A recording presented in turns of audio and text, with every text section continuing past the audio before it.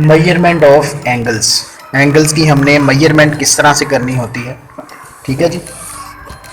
सबसे पहली बात तो आप लोग मैं ये बता रहा हूँ, the standard unit for measurement angles is the degree. Means कि एंगल्स की मेजरमेंट के लिए हमने जो यूनिट इस्तेमाल करना होता है ना, वो होता है जी डिग्री। और उसका साइन ये है, छोटा सा सर्कल होता है जो कि एंगल को जब हम मेजरमेंट करके लिख देते हैं तो उसके ऊपर एक छोटा सा सर्कल लगा देते हैं, उसका मतलब होता है डिग्री। ठीक है जी। एंगल को मेजर करने के लिए हम स्कूल लेवल पे प्रोट्रैक्टर यूज़ करते हैं, जिसे हम डी भी कहते हैं जी। ठीक है जी। ये जो प्रोट्रैक्टर है ना, ये तकरीबन ये इस शक्ल की होती है। ठीक है जी। इसे हम कहते हैं जी प्रोट्रैक्टर, ये डी है। ठीक है जी। अब हमने देखना है कि हमने एक एंगल किस तरह बनाना है और फिर उसकी मेजरमेंट किस तरह से करनी है।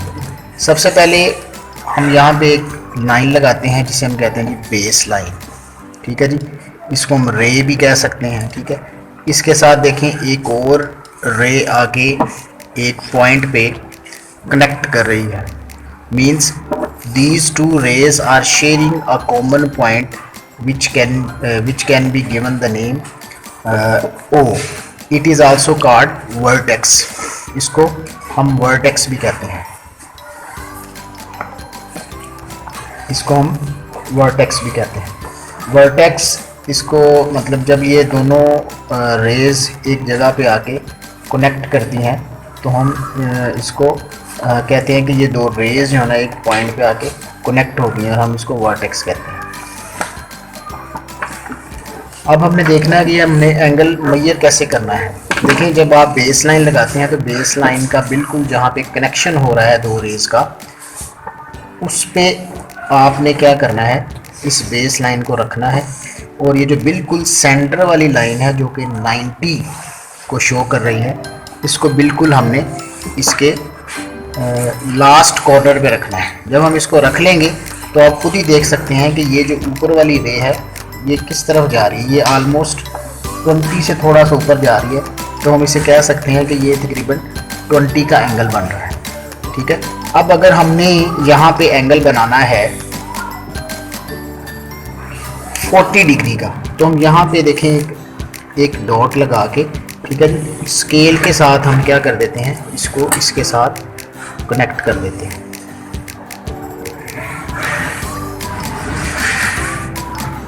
देखें, ये हमने इसके साथ इसको क्या कर दिया, कनेक्ट कर दिया। अब ये जो यहाँ बेस लाइन से यहाँ तक जो एंगल बन रहा है, ये एंगल हमारा कौन सा एंगल बन रहा है, ये फिर एक दफ़ा चेक कर लेते हैं। ये देखें, यहाँ हम इसको बिल्कुल सेंटर पे रखेंगे कोने पे, और ये देखें ये लाइन कहाँ पे, बेस लाइन बिल्कुल रखनी है हमने, क्योंकि इसके ऊपर एक लाइन बनी होती है। ये बेस लाइन नहीं है, बल्कि ये जो ऊपर लाइन प्रिंट हुई है ये बेस लाइन है।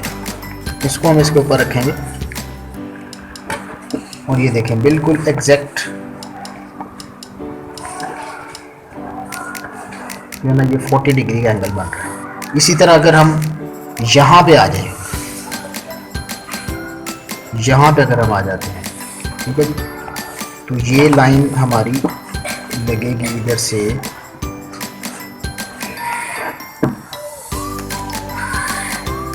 ये देखिए, ये जो बेस लाइन से यहाँ तक जो एंगल बनेगा,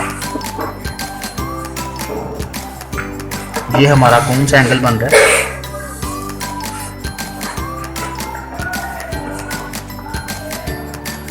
ये देखिए, ये हमारा 140 का एंगल बन रहा है। इसी तरह देखिए, अगर हम इनको ऐसे नीचे आते जाएंगे, यहाँ पे आएंगे तो हमारा 170 का एंगल बन जाएगा।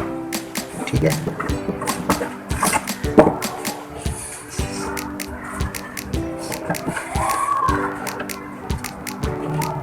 ये देखिए, ये हमारा 170 का एंगल बन गया। तो जैसे ही हम क्या करते हैं, इस एंगल को मज़ीद हम नीचे लेके आते हैं, यहाँ पे अगर हम ले आते हैं तो ये क्या होता है 160 का एंगल। यानी यहाँ से अगर एक रोटेशन स्टार्ट होती यहाँ तक पहुँच जाती है, तो यहाँ पे जो एंगल बनेगा हमारा क्या बनेगा, 160 का 80 का सॉरी एंगल बनेगा, जिसे हम स्ट्रेट एंगल भी कहते हैं।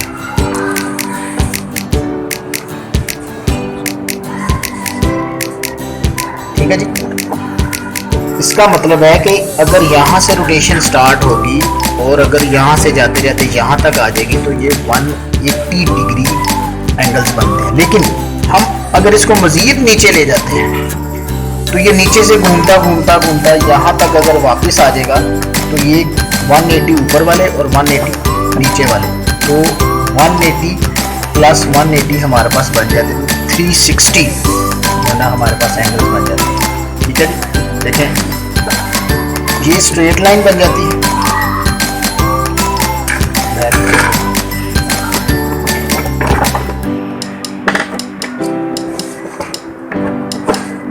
ये अगर सपोज के बेस लाइन है,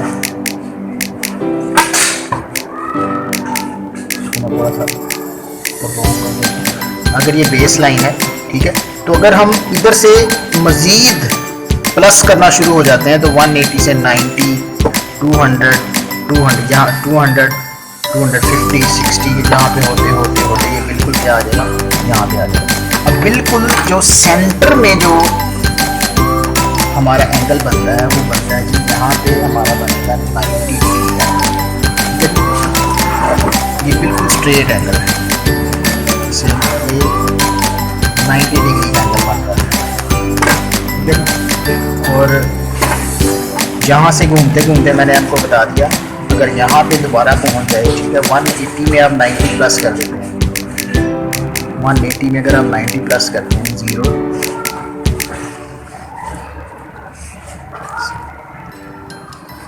ठीक है जी, 9 and 8 70, तो ये यहाँ पे जो एंगल बनेगा ना आपका, यहाँ पे वो आपका एंगल बनेगा 170 का। और जैसे ही हम तो इसको मज़ीद घुमाएंगे तो इसमें मज़ीद एडिशन होती जाएगी, तो यहाँ पे जो होगा आपका 360 डिग्री का एंगल बन जाएगा। तो हम कह सकते हैं कि एक जो रोटेशन है वो हमारी क्या है, 360 एंगल्स की है, और यहाँ से यहाँ तक हमारे 180 एंगल्स हैं। मज़ीद अगर हमने एडिशन करनी है तो हम क्या करते हैं, 360 एंगल्स हमारे बन जाते हैं। एंगल्स की मेजरमेंट सीखने के बाद हमने देखना है there are some types of angles. ठीक है, हम देखते हैं कि एंगल्स की टाइप्स क्या क्या हैं। तो सबसे पहली जो एंगल की टाइप है वो है एक्यूट एंगल। ठीक है जी। एक्यूट एंगल क्या होता है कि ऐसा एंगल जिसकी मेजरमेंट बिटवीन 0 and 90, ठीक है जी, यानी ये आपके पास अगर प्रोटेक्टर है तो अगर यहाँ 0 से लेके 90 के दरमियान जिस एंगल की मेजरमेंट है उस एंगल को हम क्या कहेंगे, एक्यूट एंगल। ये देखें यहाँ पे जो एंगल बना हुआ है ये 60 का एंगल है, तो 60 आपको पता है 90 से बिलो होता है, तो यानी 0 से 90 के दरमियान जो मेजरमेंट होगी एंगल की उस एंगल को हम कहेंगे जी एक्यूट एंगल। ठीक है जी, ये नंबर 1 होगी। आगे है नंबर 2। नंबर 2 है जी राइट एंगल। राइट एंगल बिल्कुल स्ट्रेट एंगल है जो 90 का बनता है। ये देखें यहाँ पे अगर आप इसको रखें बेस लाइन पे तो ये जो आपको लाइन नज़र आ रही है बिल्कुल 90 को टच कर रही है, तो इसका मतलब है ये जो आपके सामने एंगल बना है ये बिल्कुल 90 डिग्री का एंगल है। तो ऐसा एंगल जो एग्जैक्ट 90 डिग्री हो उसको हम कहते हैं राइट एंगल। उसके बाद नंबर 3 है जी obtuse angle. Obtuse angle between 90 and 180, यानी 90 और 180 के दरमियान। इसको अगर देखें बेस लाइन पे अगर मैं आपको दिखाता हूँ तो ये 0 से लेके 90 है। अब 90 और 180 ये 180 है, ठीक है जी। अब 90 और 180 के दरमियान जो एंगल बनेगा उसे हम कहेंगे ऑब्ट्यूज एंगल। ये एंगल आपके सामने 120 का एंगल शो हो रहा है, तो ये क्या हो गया आपके सामने, ये ऑब्ट्यूज एंगल। नंबर 4 है रेफ्लेक्स एंगल।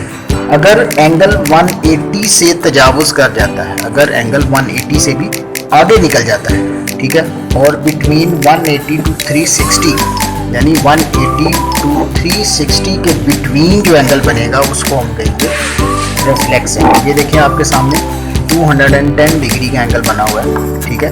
ये देखें यहाँ से यहाँ तक आपको पता लग गया कि ये 180 है, तो 180 से नीचे जब इसने चला जाना है, देखिए बेस लाइन अगर रखे आप देखें तो ये देखें 180 तो हमने हमारे मैयर है, उस पर 30 और अगर आप प्लस कर देते हैं तो ये हमारा होगा 210, ठीक है। उसके बाद नंबर 3 पे स्ट्रेट एंगल, ऐसा एंगल जो एग्जैक्ट 180 डिग्री हो, ठीक है। राइट एंगल मैंने आपको बताया एग्जैक्ट 90 डिग्री है, और स्ट्रेट एंगल जो है ना वो अगर वो एग्जैक्ट 180 डिग्री है, ये 180 डिग्री का है, अगर 180 डिग्री का एग्जैक्ट एंगल बन रहा है उसे हम कहेंगे स्ट्रेट एंगल। जी नेक्स्ट है जी हमारे पास complementary angles and supplementary angles. Complementary angles and supplementary angles. Two angles are known as complementary angles if they add up to 90. Add mean जब आप इसको प्लस करते हैं यानी सम करते हैं, ठीक है। आपके पास दो एंगल्स हैं, अगर उनका सम आपके पास अप टू 90 यानी 90 डिग्री तक हो तो वो जो एंगल्स होंगे उन्हें हम कहेंगे कॉम्प्लीमेंट्री एंगल्स। आपके सामने मैंने दो एंगल्स बनाए हुए हैं, इस एंगल को अगर आप मेजर करें तो ये देखें, ये हमारे पास 30 डिग्री का एंगल है और ये हमारे पास क्या है डिग्री है। अगर हम 60 और 30 को प्लस करते हैं तो हमारे पास क्या आ जाता है 90 डिग्री। तो जब भी दो एंगल्स आपके पास हों और उनका सम जो है वो 90 डिग्री तक हो तो such angles are called complementary angles. The second one is supplementary angles. Two angles are known as complementary angles if they add up to 180 degree. अगर दो ऐसे एंगल्स हैं जिनकी मेजरमेंट को सम करने से आपके पास 180 डिग्री मेजरमेंट आए तो वो जो एंगल्स होंगे वो सप्लीमेंट्री एंगल्स होंगे। ये देखें आपके सामने मैंने एक स्ट्रेट एंगल बनाया हुआ जो कि 180 डिग्री का है, ठीक है। अब ये देखिए एक एंगल हमारे पास बन गया 135 का, ये देखें आप रख के इसको देख भी सकते हैं, ठीक है। ये देखें ये 135 का, ठीक है जी। तो आपको पता है कि एक स्ट्रेट एंगल 180 का होता है, तो फिर एक आपके नीचे एक और एंगल बन गया वो है 45 डिग्री का। तो 135 एंड 45 आपके सामने क्या हो गया जी 180,